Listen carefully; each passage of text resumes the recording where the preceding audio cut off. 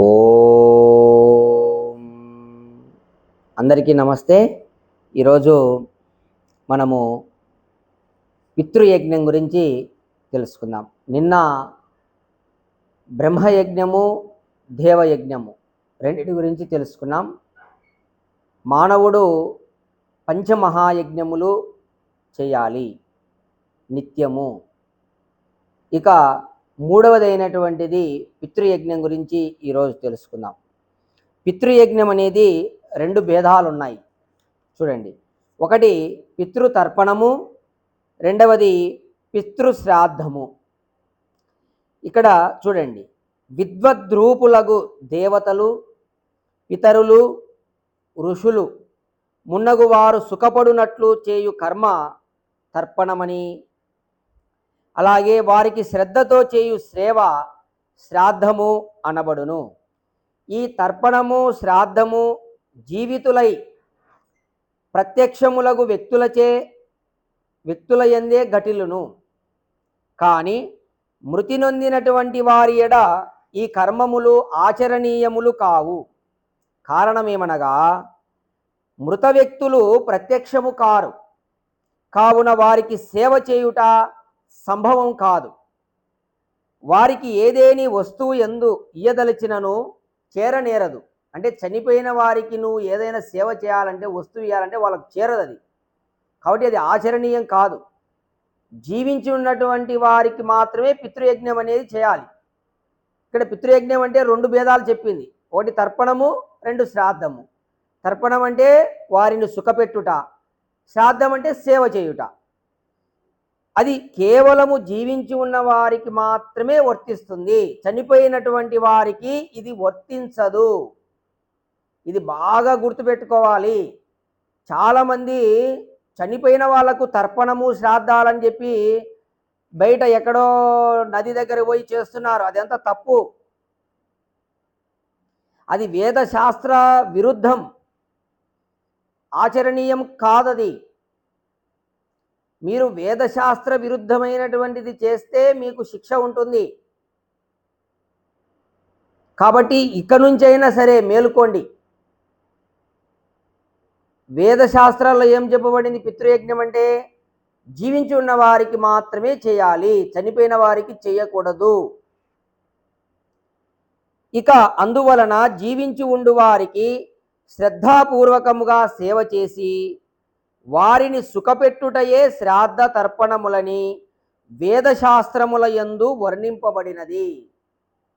కావున సేవింపబడువారు, సేవించువారు ఇరువురు ప్రత్యక్షమైనప్పుడే ఇట్టి కర్మములు జరగనగును. అంటే ఎవరైతే సేవింపబడతారో అలాగే సేవించుతారో ఇద్దరూ ఉండాలి. అప్పుడే ఇటువంటి కర్మలు అవి జరగబడతాయి. ఇక తర్పణాదులచే సత్కరింపదగిన వ్యక్తులు మూడు రకాలుగా ఉన్నారు. అయితే ఇక్కడ ఈ విధంగా ఈ తర్పణము, శ్రాద్ధం అనేటటువంటిది ఎవరికి చేయాలి అంటే, జీవించి ఉన్న వారిలోనే ఎవరికి చేయాలి? మూడు రకాలు చూడండి.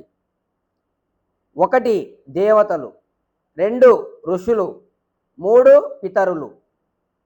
చూడండి, ఫస్ట్ దేవతల విషయం తెలుసుకుందాం. ఓ జాతవేద అంటే ఇక్కడ ఒక మంత్రం ప్రమాణం ఇచ్చి ఆ మంత్ర ప్రమాణం తెలియజేస్తున్నాడు.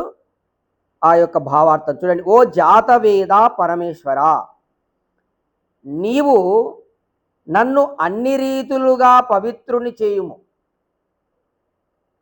నిన్ను ఉపాసించువారు, నీ ఆజ్ఞలను పాలించువారు, విద్వాంసులు, జ్ఞానులు అగు పురుషులు నన్ను విద్యాదానముతో పవిత్రుని చేయుదురుగాక.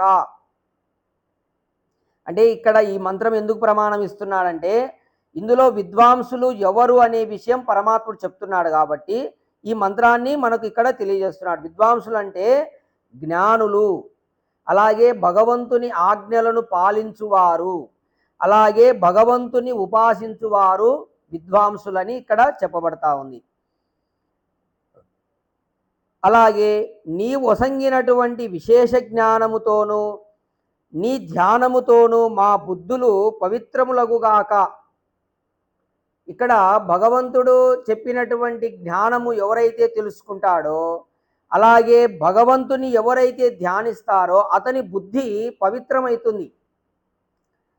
అలాగే ప్రాపంచిక జీవులు నీ కృపచే పవిత్రులై ఆనందములో ఉందురుగాక అని ఈ మంత్రంలో మనకు ఇక్కడ విద్వాంసులను దేవతలు అంటారు.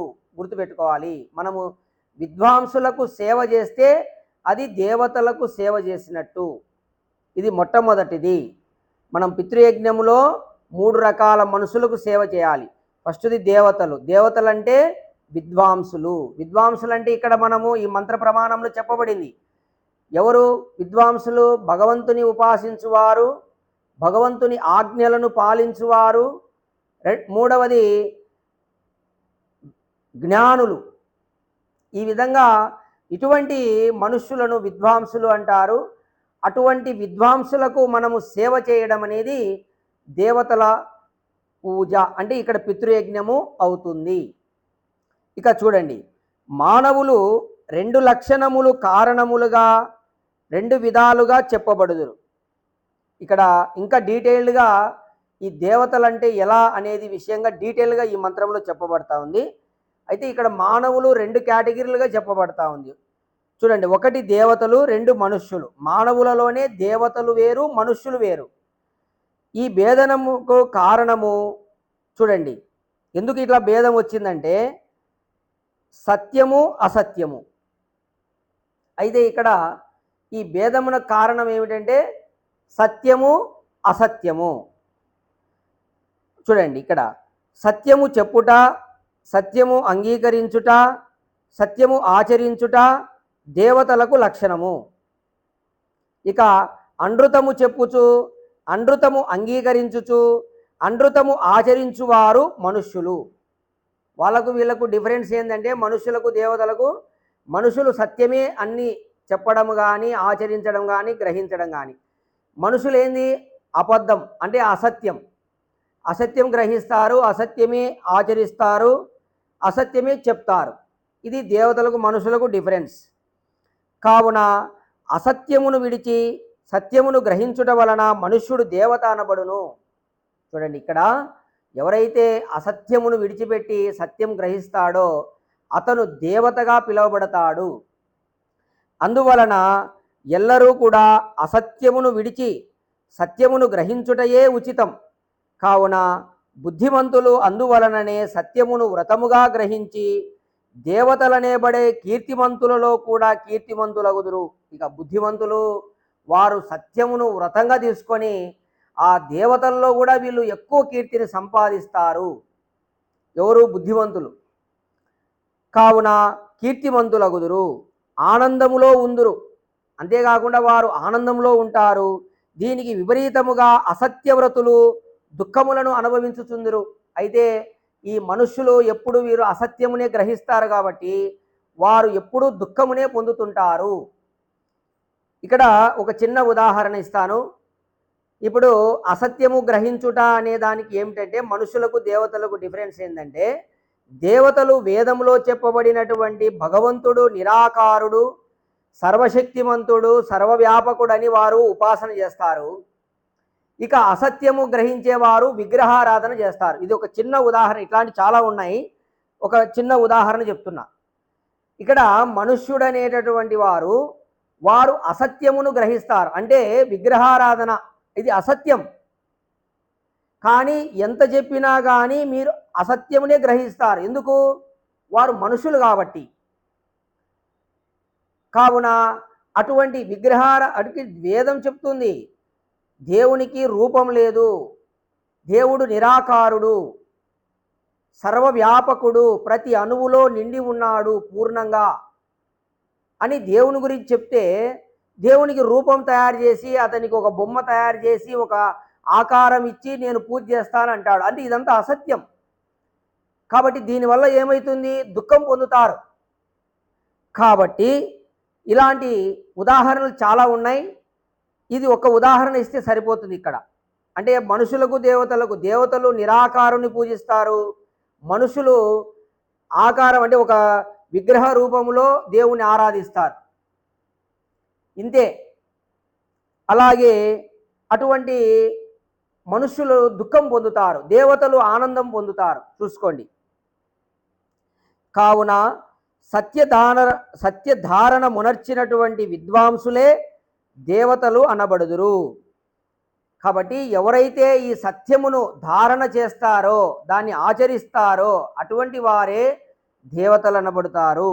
కాబట్టి మీరు ఈనాటి నుండే మీరు సత్యం గ్రహించండి, గ్రహించి మీరు దేవతలు కండి, మనుష్యులుగా ఉండకండి. ప్రతి ఒక్కరూ దేవతలు కావాలి, ఇది భగవంతుని యొక్క ఆదేశం.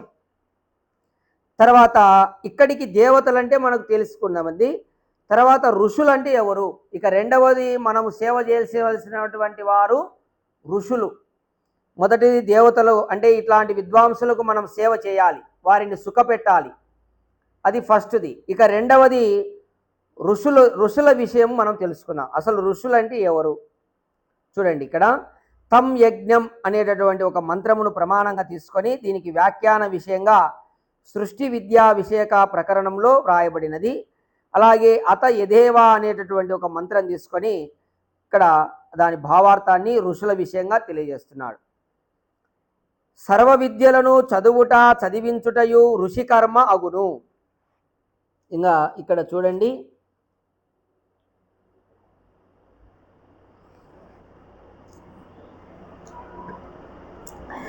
ఋషులంటే సర్వ విద్యలను చదివి అలాగే చదివించుటయు ఋషి కర్మ అగును. ఇక అందువలన మనుజులు ఋషులకు రుణపడుదురు. అంటే ఋషులు అనేటటువంటి వారు అన్ని విద్యలన్నీ తెలుసుకొని దాన్ని మనకందరికీ అందించారు కాబట్టి వారిని ఋషులు అంటారు. అలాగే అందువలన మనుజులు ఋషులకు రుణపడుదురు. అందువలన మనము ఋషులకు రుణపడి ఉన్నాం. ఎందుకంటే వారు ఈ యొక్క విద్యలన్నీ మనకు తెలియజేయకపోతే ఎవరు ఏది కనుక్కోలేరు. ఈరోజు మనం కనుక్కున్నటువంటి ప్రతి పదార్థము, ప్రతి పరికరము కానీ ఏదేని అది ఋషుల నుండి వచ్చినటువంటిదే. వారు ఆ విధంగా విద్యలను ప్రచారం చేయడం వలన మన వరకు వచ్చినాయి ఈరోజు. లేకపోతే మనకు ఈ పరికరాలు కానీ ఇవేం మనం కనిపెట్టుకోలేం, మన చేత కాదు. కాబట్టి అందుకు మనం ఋషులకు రుణపడి ఉన్నాము. ఇక చూడండి, ఋషులకు సేవ చేయుట వలన ఋషి రుణము తీరును. మనము ఆ ఋషులకు సేవ చేయాలి, అప్పుడు మన రుణం తీరుతుంది. మరి ఎలా సేవ చేయాలంటే చూడండి, పఠన పాఠనమే ఋషుల సేవ అగును. వారు ఋషులు లేరు ఇప్పుడు. ఎప్పుడు సృష్టి ఆది నుండి ఎందరో ఋషులు ఉన్నారు, ఇప్పుడు ఎవరు లేరు. దయానంద మహర్షి కలియుగంలో ఋషి, ఆయన లేడు, దేహం వదిలినాడు. మరి వారికి ఎట్లా సేవ చేయాలంటే చూడండి, పఠన పాఠనములు వనర్చుటయే ఋషుల సేవ. అంటే వారు రాసినటువంటి గ్రంథములు ఏవైతే ఉన్నాయో వాటిని నిత్యము ప్రతిరోజు చదువుతూ దాన్ని ఇతరులకు చెప్పడమే ఋషుల సేవ అవుతుంది. గుర్తుపెట్టుకోండి.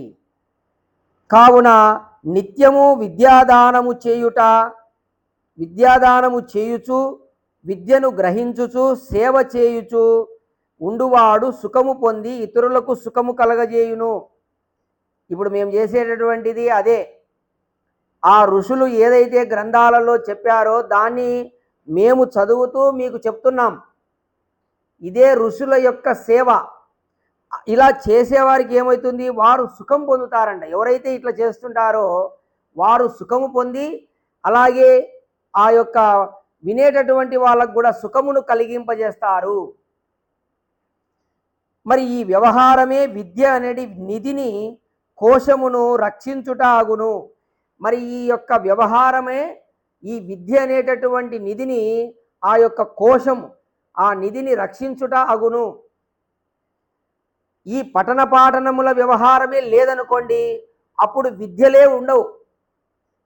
ఇవి విద్య రక్షింపబడాలంటే ఈ విధంగా పఠనము అంటే మనము చదువుచూ ఇతరులకు చదివింపజేయాలి, అప్పుడే విద్యలు రక్షింపబడతాయి. కావున ఈ విధంగా తర్వాత విద్యలను గ్రహించి ఇతరులకు అవి గ్రహింపజేయు ఋషులకు దేవతలకు ప్రియములగు పదార్థములను ఇచ్చి పఠన పాఠనములతో సేవ వనర్చు విద్వాంసుడు బహు పరాక్రమయుక్తుడై విశేష జ్ఞానమును పొందును.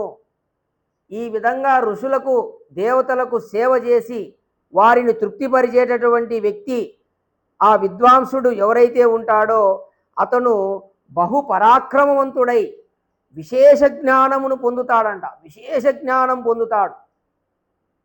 కాబట్టి మీరు కూడా బాగా రోజు ఋషుల గ్రంథాలు పఠనం చేయండి. చేసి వేరే వాళ్ళకు చెప్తూ ఉండండి. చెప్తూ ఉంటే మీకు విశేష జ్ఞానం కలుగుతుంది, బహుపరాక్రమవంతులైతారు అని ఇక్కడ పరమాత్ముడు చెప్తున్నాడు. కావున మనుజుడు చేయు పాఠనము కర్మయు ఆర్షమని చెప్పబడును. అంటే మనుషుడు చదివేటటువంటి పాఠనం ఏదైతే ఉందో దాన్ని ఆర్షము అంటారు. ఈ ఆర్షకర్మము అధ్యాపనము ఎల్లరూ స్వీకరింపవలెను. అంటే ఋషులు రాసినటువంటి గ్రంథాలను ప్రతి ఒక్కరూ కూడా స్వీకరించాలి, దాన్ని చదవాలి అని ఇక్కడ పరమాత్ముడు తెలియజేస్తున్నాడు. ఇది రెండవ అంటే పితరులలో కూడా మనకు పితృయజ్ఞంలో 3 రకాలు చెప్పాం కదా. దేవతల సేవ, ఋషుల సేవ 2 రకాలు తెలుసుకున్నాం. నెక్స్ట్ పితరుల యొక్క సేవ మూడవది. అంటే పితృయజ్ఞం అనేది 3 రకాలుగా చేయాలి బ్రతికి ఉన్నటువంటి వారికి. ఇక్కడ ఋషులకు సేవ చేయాలి, దేవతలకు సేవ చేయాలి, పితరులు అంటే తల్లిదండ్రులు మొదలైనటువంటి వారు ఇంకా ఉన్నాయి. ఆ పితరుల యొక్క సేవ రేపు తెలుసుకుందాం. ఇప్పుడు దేవతల యొక్క సేవ, ఋషుల యొక్క సేవ ఎలా చేయాలనేది తెలుసుకున్నాం. రేపు సత్సంగమంలో పితరులు అంటే తల్లిదండ్రులు మొదలైనటువంటి వారు ఉన్నారు కదా, వారికి ఎలా సేవ చేయాలి అనే విషయంగా రేపు తెలుసుకుందాం. ఓం.